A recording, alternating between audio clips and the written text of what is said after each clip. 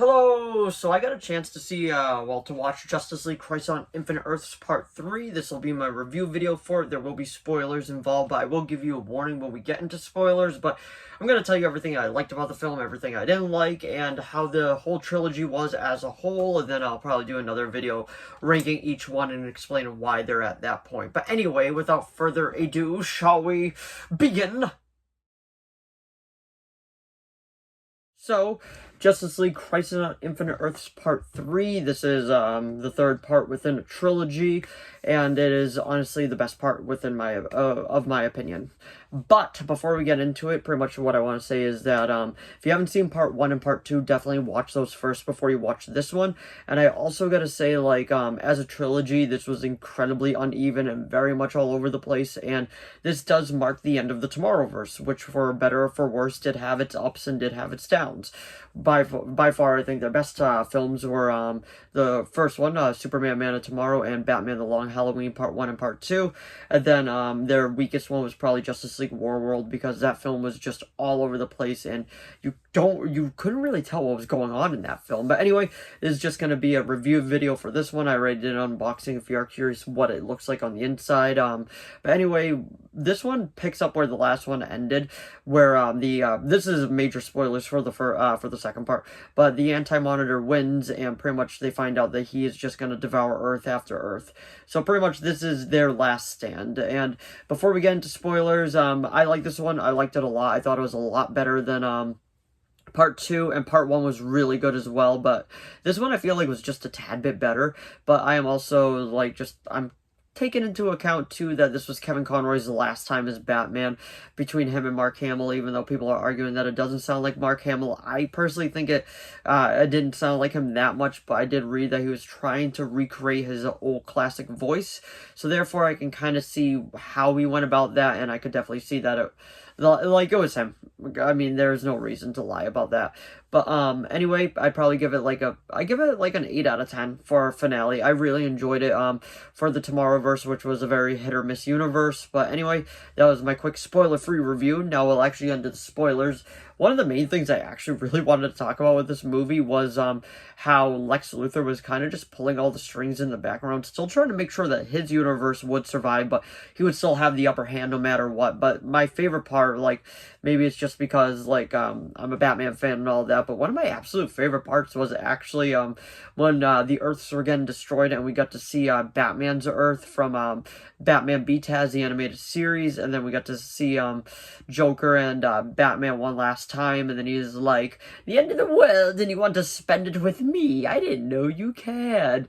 And then he's like, I care, Joker, about Gotham, about justice, and if this is how it has to end, at least it ends like this, with me being Batman. And the fact that Kevin Conroy, his last lines are that just, the movie went like that for me, because I was like, that's just so good. I was so happy to hear that.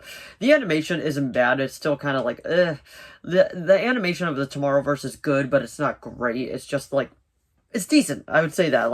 It definitely has its higher moments than some other ones, but Jensen Ackles is back again as Batman. He does a great job. Darren Criss as Superman. He does a great job as well. He also played the Music Meister in the Arrowverse, but it's a good ending to the Tomorrowverse, and a fan did ask James Gunn if this was pretty much the end of that, and it kind of is going to lead into his universe. He said no, but that makes sense considering these movies were made before he even took control of DC Studios. But sadly, we're getting into major spoilers as well. The major death of the movie, which is Supergirl, is completely ruined on the cover. I know it's like a major part of the comic book and all that, but sometimes you wonder if they're going to tweak things, if they're going to change it up, so therefore you don't really want to know going into the movie. And of course, they decide to spoil it right on the cover, but honestly, from getting to know her early on in the universe, it was actually a well-done death in the movie.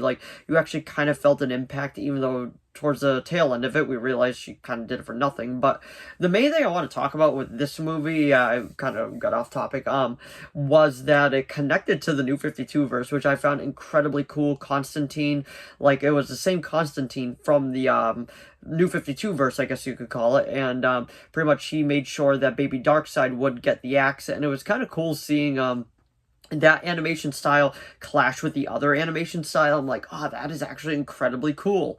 And we found out that he was actually the one that caused this entire universe and pretty much a ripple in time, because Darkseid is kind of like a fixed point, I believe that's what they call it. I'm not 100% sure. I'm getting that and the Marvel one mixed up a little bit, but that was probably one of the highlights of the movie. I thought that was so cool. And the fact that Barry, like, he knew Barry wasn't going to be able to do it, so he went and did it himself. So I'm like, you know what, that actually makes a whole lot of sense, and I actually really liked how they went about that. But honestly, like, this film is good. It's not great, but it is so much better than 2.